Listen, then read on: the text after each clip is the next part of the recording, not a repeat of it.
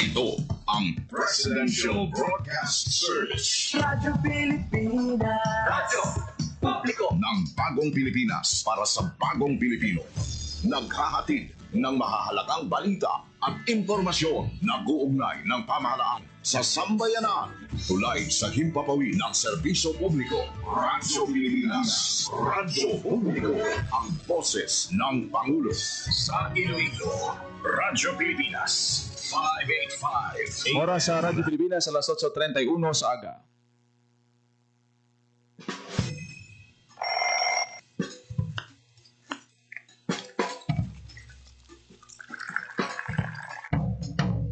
Aga sa Iloilo. Masako. Magahod. Mabagsik. Panibagong adlaw pagkatapos ng paghuway sang gabi antes. Bagong nga paglaon. Isa naman kapag himakas sa matahong nga palaaputon. Iloilo Morning, ang programa kaupod ninyo sa pamahaw kunaga. Magadulong sa labing ulihi nga balita. Mga istorya halin sa Iloilo, kag iba niya bahin sang rehiyon. Mga ginahuluhang balan, kag mga trending topic sa social media. Ululupod naton at tubangon ang maayo nga aga. Magpamati na sa Iloilo Morning. Diri sa 585 kHz sa AM band sa inyong mga radyo. Radyo Pilipinas Iloilo, the only government radio station in Western Visayas. Hindi makatulog sang dugay. Mayong aga Pilipinas, good morning Western Visayas. Welcome sa Iloilo Morning Program. Subong adlaw sang Miyerkules, July 23, 2025. Hindi mapunggan. Medyo maulanon, magalumon ang aton siniyang nga panahon sa palibot sa syudad kag probinsya sa Iloilo sa wilog ng Western Visayas. Sa imo pang lakat, matakugan. Wala sing opisina sa mga government offices kag wala man sang klase, all levels diri sa may Iloilo City. O inda. Hindi kasunod sa ginpagwa ang Executive Order number 50 ni Mayor Raisa Treñas kahapon nga adlaw santo man ini sa advisory sa aton siniyang Office of the President kahapon, no, particular sa mga areas na medyo madamo, mabaskog ang pag-ulan dala sang habagat. Nag may Typhoon Krising, si Krising naglakat na pero si Typhoon Dante daw ginabulo bantayan nga magasunod kag sa gihapon dala sini ang malapad nga cloud formation. Rason nga dito sa may bayan sa Metro Manila sa Subong daw pertigi dito ang halit sang baha. Ila ka mga kauturan naton ang ginpangbakwit dito. Tidto na una-una lang kita iya. After sang eksperyensya ta sa Western Visayas sa epekto sang habagat dito naman sa Metro Manila nagwaswas ang pagbubo sang pag-ulan. Kahapon may ara sigin patawag nga meeting ang aton siniyang alkalde, ang aton sining Iloilo City Drainage Task Force upod sa Department of Public Works and Highways sigin sapol ni Mayor Raisa Treñas. Gin usisa ako na estado sang mga drainage project naton diri. Kay kadamo gid sang mga barangay ang naapektuhan sa nagligad, partikular daw 5 gid ang barangay sa may distrito sang Haro ang daw natamaan sang nagwaswas ang ulan sang nagdigad nga weekend. Di masadya kay daw may ginatudlo nga proyekto kuno dira sa may area sang Balabago, Tagbak. Isa sa mga ginatudlo rason sa pagbaha pero bisan na daw diin ka malang iya subong ya daw gabaha gid. May mga missing persons tungod sang epekto sang habagat.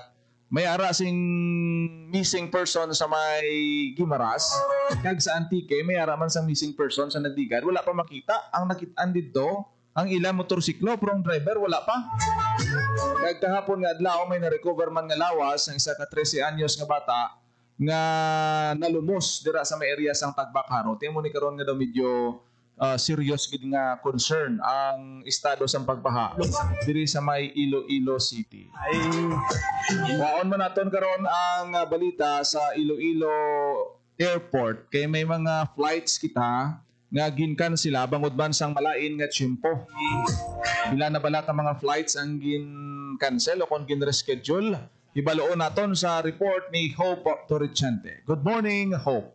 Good morning, Jen. Yes, you're right, no? May mga canceled flights kita sa gihapon subong nga adlaw sang Miyerkules, July 23, 2025. Inisandig sa ginanunsyo man no sang Cebu Pacific ang carrier no nga naga-service diri sa Iloilo International Airport. So pila sa mga kanselado nga flights ining 5J901 Manila Katiklan, ang 5J902 Katiklan Manila, 5J455 Manila Iloilo, 5J473 Manila Bacolod, 5J474 Bacolod Manila, 5J373 Manila Rojas, kag 5J374 Rojas Manila. So ang mga apektado dyan, kung makita no or talalupang doon ining mga biyahe sang eroplano o kung sang Cebu Pacific sa Katiklan, Iloilo, kag Bacolod, and at the same time sa Rojas City sa Capiz. So ini ang mga apektado, and bag-o lang gid no sa aton nga text message pinaagi kay Sir Art Pareño sa Iloilo International Airport, gin-confirm man niya no nga hindi apektado ang international flights sa Iloilo International Airport. In fact no Jen, siling ni Sir Art naka-arrive no ang flight sa Cebu Pacific sa Hong Kong early this morning. So we're happy to know no nga despite the bad weather natigayo sa gihapon nga ma-ferry ang aton nga mga pasahero sa Iloilo International Airport padulong sa mga airport of destinations nila no. And sa karon Jen pangabay no ang DOT and Cebu Pacific Air no nga mag-coordinate sa pamunuan sa Cebu Pacific para sa possible rebooking kag rescheduling or sa refund sang ilang nga mga ticket. Meanwhile, ginpangabay man sa Department of Tourism Western Visayas Jen no ang tanan nga mga turista sa isla sang Panay, Guimaras kag Negros Occidental nga regular no nga i-monitor ang lakat sa panahon, magpakig-angot sa mga tourism offices, hotel, resort, airline, ferry kag land transportation companies para malikawan ang anuman nga mga aberya. So ining pinaka-latest no sa tourism side Jen, because of the bad weather no malain nga tiyempo nga na-experiensyahan. By the way no sa mga tagpalamati naton ining flight cancellation ang nangintunaan ini Jen no sang sige-sige nga pag-ulan no lapnagon nga pagbaha diri sa pungsod Pilipinas kag ang possible effects pa no sa bagyong Dante sa flight operations sa naglain-lain nga mga paluparan diri sa pungsod Pilipinas. So kabay pa kun tani no nga mag back to normal na ang biyahe sa aton siniya nga Iloilo Airport. So para daw Iloilo Airport pa man lang ang daw damo cancellation, pero siguro subong adlaw kung mag-okay-okay na gawa kasi Dante daw medyo hindi man gid siya maglandfall sa area sang Luzon. Galing kay ti ang rain niya volume do kadako gid sang epekto kag halit bisan ang aton nga mga flights na apektuhan. Salamat gid Hope sa imo sini nga balita. Para sa Bagong Pilipinas, Hope Torrichante, Radyo Pilipinas, Radyo Publiko. Nabatian ang balita ni Hope Torrichante, may kangtanan sa pila ka mga flight cancellations diri sa Iloilo Airport. Kag ang aton sini nga mga pasahero ti siguro ang iban na-delay gawa sa paluparan. Intindihan man na nila. Pinaka-importante gid ang safety sa aton siniya nga mga passenger. Kung grabe ang ulan, kung sakay kay sa aeroplano, grabe ang mabatyagan mo na sa babaw. Ang pagtayog sang aeroplano, kung grabing panganod kag pag-ulan-ulan. Hopefully, maka-resume na sa normal ang pagbiyahe sa aton siniya nga mga kauturan. Damo gid man mga na-delay kagabi. Dira sa may Iloilo Airport. Sa imo pang Oras sa Radyo Pilipinas, alas 8:41 na sa aga sa pagpangalagad sang programa Iloilo Morning. Ambal naton gani subong adlaw, wala klase, wala opisina. Pila gani ka adlaw, kung di ta magsala since Thursday last week. Damo na sang mga cancellation of classes pero sa subong iya may ara inisang ginbasihan ang aton sining executive order ni Mayor Raisa Treñas, executive order number 50 santo manini sa advisory sa aton siniya nga Office of the President kahapon kay may nagpagwa gapon sang mando ang aton siniya nga mataas nga pamunuan, partikular ang Office of the President sa pagkansila sang klase kag trabaho sa pila ka mga areas nga apektado sang habagat. Grabe gid ang cover sang ang cover sang sining habagat. As of subong aga 8 a.m. of July 23, inabutang sa advisory sa aton siniya nga pag-asa nga diri sa may area sang Guimaras, Antique, Negros Occidental posible ma-eksperyensyahan ang pagbaha bangod sang mataas nga rain volume, especially ang mga mountainous areas naton nga prone sa landslide. Ginaabisuhan gida dira nga mangin alerto kamo kung mayara sing advisory from LGU nga ti medyo evacuate kamo da, especially nga do 5 na kadlaw sobra ang pagbubo sang ulan kag daw wala na yan nagpakita si haring adlaw. Ang pag-absorb sang tubig sa dalom sige-sige na yan bisan hupa ng ulan sa babaw. Ang pag-absorb sang tubig nagasigi na yan sa dalom. So kung medyo burubang lidon ang imong lugar, alerto gid suno sa aton siniyang pag-asa, Office of the Civil Defense, gina-alerto ang aton sininga tagsa ka mga MDRRMO para nga makalikaw kita sa anuman nga trahedya sa aton siniya nga mga lugar diri sa may Western Visayas. Kita nyo man tong halit sa sa Negros Occidental, sa bahin sang Antique, may mga missing persons kita diri sa Iloilo City gani. Kahapon may arasing nasapuan nga bangkay sang 13 anyos nga bata sa may Tagbak. Kag may ara pa gid siyang isa ka PWD nga naligo sa may mulo nga wala na makita. Nasta subong ginapangita kag dito sa may Guimaras may ara man dito mangingisda nga 2 ka bilog sang dugay nga missing man nasta subong. Plus pa ang natabo dito sa may Sebastian Antique man nga na missing man. Dughan ko sa imakon mo na damo sang mga missing persons tungod sa sining ginbilin iyan ni habagat nga gipabaskog ni Typhoon Cruising sa nagligad. Apektado gid once nga ang habagat hakupon sang bagyo nga nagapasulod. Bisan ang bagyo dito pa sa may gwa sang Philippine Area of Responsibility o ng low pressure area na hindi kin maglandfall diri sa area sang Western Visayas. Sakop gid tanan nga galom. Wow. Yeah. Kahapon nga adlaw may ginpatawag nga meeting si Mayor Raisa Treñas II. Kaupod ang mga miyembro sa Iloilo City Drainage Task Force. Ngitiya mo ning ginmanduan ni Mayor sa Nadigad, siling ni Mayor sa Drainage Task Force, libutan ninyo tanan nga mga drainage. I-account ninyo ina kung ano ang function, estado sa mga ongoing projects. Nagasalanto bala ina, naga-connect bala ina. Ikapon gan presentar sang Drainage Task Force alkalde, kaupod ang taga DPWH ang ilang nga mga natukiban na diskubrihan kagang mga ginatad-aw nga mga rason sang pagbaha nga naeksperyensyahan diri sa may Iloilo City, partikular sa mga areas nga lubos ginapektuhan ang Haro District. Nakabisita kita nagligad sa Lanit, sa Buntatala, Kamalig, Haro, tiara gida ang mga dodamo na apektuhan. Ipalayag naton lang aton siniya nga pahayag ni Mayor Raisa Treñas sa nangin resulta sang ila siniya nga sinapol kahapon kaupod sa mga miyembro sang Iloilo City Drainage Task Force. Ano bala ang mga pagahimuon diri sa aton sining lokal nga panguluhan para nga matamat matagaan solusyon ang problema naton sa baha. Pag magsiling kita baha, daw ti epekto gid na iya sang sang climate change sa subong lain ang rain volume sa subong kag dugangan pa nga ti pila naton ka mga creeks ang pamangkot na gin manabla na kutkutan gin pa idalom balay na sa dredging para nga daw guru ginhawa man kung maka-accommodate sang dako nga volume sang tubig nagikan sa aton siniya nga kabanwahanan. Ipalayag naton ang aton siniya nga alkalde sa siyudad sang Iloilo kasunod sang natapos nga sinapol sang Iloilo City Drainage Task Force.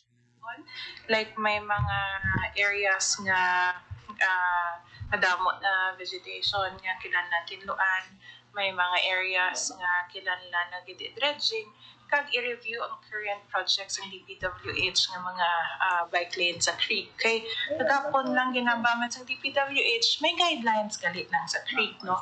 Ang guidelines sa creek, dapat amo ni kadako pila ka metro ang iya nga opening. If ever kung batangan man project, dapat ang metro, ara man gyapon, no? Daw may standard. So we should just follow the proper standards. Kay, you know, ang nature ni Bilantanan, ang nature mangita gid flow. So kung kunta ang flow sa nature, amo na yung natabo. Kabaan, okay, nakita niya man aga po, may napatay na. Nakasulod ka mo na da. Yes. Kasulod na ko, 1 in, 1 out nang nada. Madalong nada. Amo na last week, pag-interview sa akon, medyo emotional kid ko. Kay, walaan nato nga, kay, batangan nato sila. Amo na ning ginambal ko nga tani, hindi gid matabo. Natabo gid. No? We should be accountable for our actions. We should follow the laws. And I believe na no one should be above the law.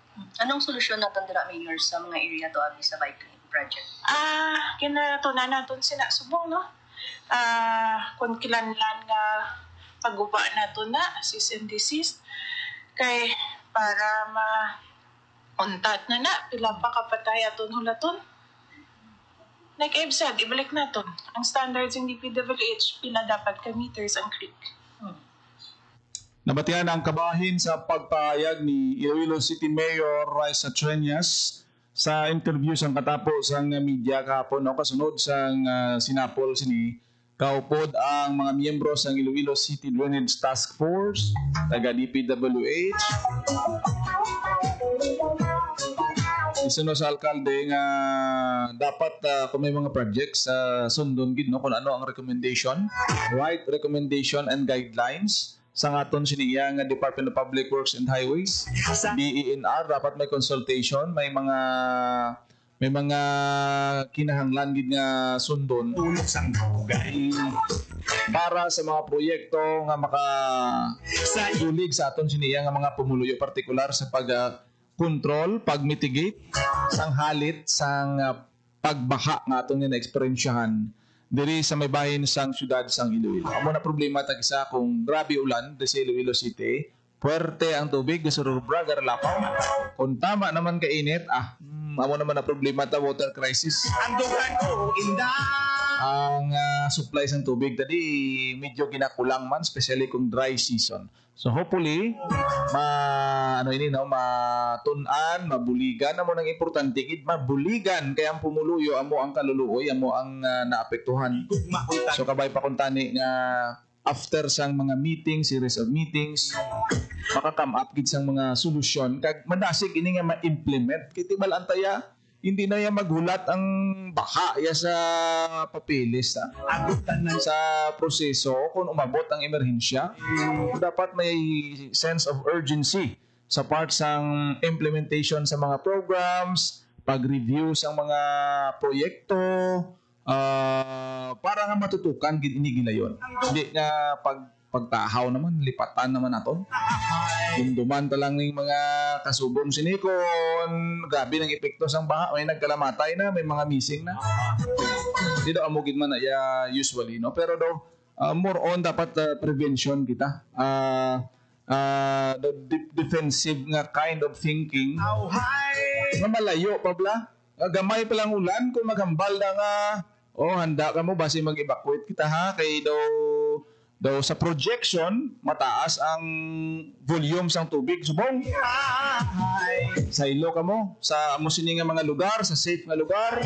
Amo man sa aton sini nga mga LGUs dira kon maglibot da ganing bumbero, ang mga rescuers naton, ang MDRRMO naton magsilinga bakwit anay kamo kay medyo landslide prone ang inyo da nga lugar. 5 na kaadlaw nga pag ulan delikado. So hindi to na maghulaton pa nga may ano pa bla, may masakripisyo pa nga kabuhi o kung may magluntad mga trahedya bago kita magkinaran-karan. Amo na ang ginatudlo sa aton sang disaster. Subong nga July ginadumdum ta ang celebration sa National Disaster Resilience Month. Sa diin nga gina-remind gid ang aton sini mga pumuluyo nga dapat mangin alerto kita sa tanan nga tion. Amo nang purpose kaysa sa mga drills, announcements nga ginapatigayon sa aton siniyang Office of the Civil Defense. Ngati kung kisa kung may mag-abot kay subong sining kalamidad, ginatest man kita ang karakter sang LGU to respond, paano mag-respond, ano ka handa. Ang goal gidaton is to protect sang kabuhi sang aton sining nga mga kauturan. Nga wala kita sing casualty. Ginatinguhaan gid na galing kit hindi ta ma-avoid kay kisa may mga insidente gid nga mga hindi malikawan. Oras sa Radyo Pilipinas alas 8:52 sa aga sa aton sining nga pagpangalaga diri sa programa Iloilo Morning. As of this morning, may yara sing 13 ka mga barangay nga flooded subong iya nga adlaw diri sa may bayan sang syudad sang Iloilo, no? Sa La Paz District may 3, sa Haro may Haro 1, may yara sing 2 ka barangay. Sa distrito sang Molo may 2 ka barangay, Lapos District 2 ka barangay. Sa Mandurriao may rasing 2 ka barangay man na apektado. Sa Arevalo medyo damo-damo gawa sa Arevalo, no? Kag sa city proper may rasing 1. So may 13 sa kabilugan nga barangay as of 6:30 AM subong diri sa may syudad sang Iloilo ang naka-eksperyensya sang pagbaha-baha. Sa aton sining mga kauturan, estudyante mga ginikanan, stay tuned kamo sa mga anunsyo sa aton siniya nga mga government agencies. O kamo diri sa Radyo Pilipinas Iloilo para nga magiyahan kita sang aton nga weather. Importante gina. Stay safe sa inyong mga puluyanda. Hindi ka mo sagad kalagaw sa subong. Ang iban naman sila, wala klase subong, malagaw-lagaw ta. Ati daw malayo ina. Amo na ganing purpose nga ang nag-anunsyo ang aton sining nga gobyerno, ang aton nga presidente, ang aton nga LGUs, sang suspension sang klase, kag opisina para nga makapahuway kita safe kita sa aton balay, hindi nga kundiin to nga binagyo dito man kang magsaday-saday kang maglinombayag. Obey kita sa aton nga mga otoridad ti para na sa aton safety. Hulaton ta nga magtahaw-tahaw ang aton siniyang tiyempo at magbalik sa aton normal activities. Malapor sila na ang dugan ko inday. Lalagay na sa tiyempo diri sa aton sininga pagpangalagad sa programa Iloilo Morning. Salamat gid sa inyo pag-upod kag pagpamati diri sa aton siniya nga programa. Kung nagilabang inyo lagad ang inyo tagbalita kada aga, Ginal Baclay, mayong aga Pilipinas, God bless Iloilo.